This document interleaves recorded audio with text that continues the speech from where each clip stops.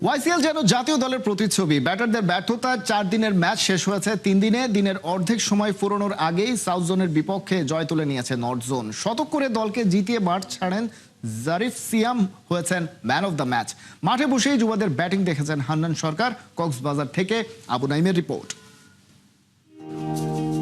4 দিনের ম্যাচ 2.5 দিনে শেষ। বয়সভিত্তিক দলের খেলা হলেও টেস্ট ক্রিকেটের এমন ঘটনা যে কাউকেই হতাশ করতে পারে।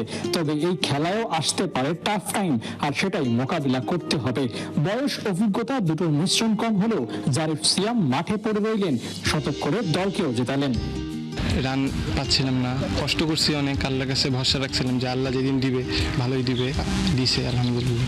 স্ট্রাইকে গেলে রান করেন, অপর প্রান্তে দাঁড়ালে সতীর্থদের আসা যাওয়া দেখতে হয় ওকে। দলের কঠিন সময়ে ব্যাট হাতে পড়ে রইলেন জারিফ।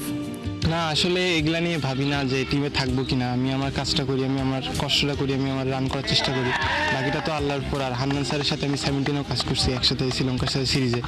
তো স্যারের কাছে গেছিলাম যখন 2 ম্যাচে রান পাই নাই, মানে 2 ইনিংস আর কি, যে স্যার আমি হইতেছে না, কি হবে। স্যার আমাকে বুঝাইছে, আমিও চেষ্টা করছি ভালো কিছু করার।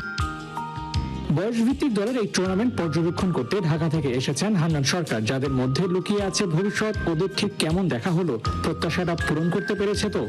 আমি যে খুব হ্যাপি হতে পারছি সেটা বলবো না, বাট ইন্ডিভিজুয়াল কিছু পারফরমেন্স হয়তো আমার কাছে ভালো লেগেছে। বাট ওভারঅল যদি টিম বা যেরকম প্রত্যাশা করেছিলাম যে 4 দিনে ম্যাচ যাবে, কম্পিটিটিভ হবে, সেটা আসলে আশানুরূপ হয়নি।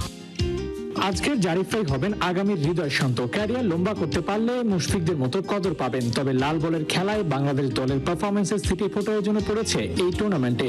2 ইনিংসে সাউথ জোনের রান ছিল 396। প্রথম ইনিংসে নর্থ জোন 185-তে অল আউট। দ্বিতীয় ইনিংসে দরকার ছিল 211 রান। প্রথম ইনিংসে 200 পার করতে না পারা দলটার জন্য এই চ্যালেঞ্জটা একটু বেশিই ছিল। তার উপর নিয়মিত বিরতিতে হারাচ্ছিল উইকেট। তবে সেই কঠিন চ্যালেঞ্জ মোকাবিলা করে 4 উইকেটে ম্যাচ জিতেছে জারিফদের নর্থ জোন। এই টুর্নামেন্ট থেকে বাছাই করা হবে অনূর্ধ্ব 19 জাতীয় দল। ভালো করা মাশরাফি জারিফদের জন্য একটা সুযোগ এসেও যেতে পারে। আবু নাইম, 71, কক্সবাজার।